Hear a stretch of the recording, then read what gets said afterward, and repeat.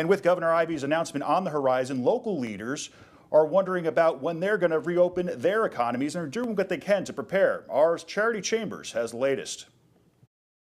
It sounds like the governor is scheduled for an 11 o'clock press conference tomorrow. That's exactly what she said that she would do, is collect the information from everybody and formulate a game plan. Alabama is under a statewide stay-at-home order through Thursday. With Governor Kay Ivey's press conference tomorrow regarding that, Madison Mayor Paul Finley says they're getting ready on all fronts. Our job in the community will be to help the businesses understand what they can do, what the public understands.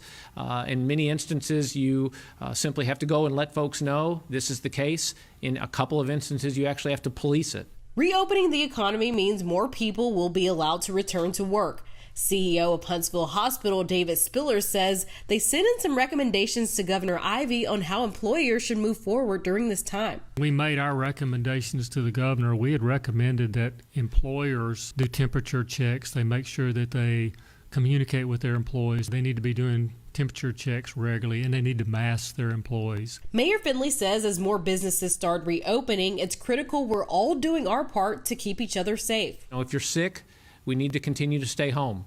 I mean, I think it used to be almost a badge of honor at times when I'd come on in and I didn't feel well.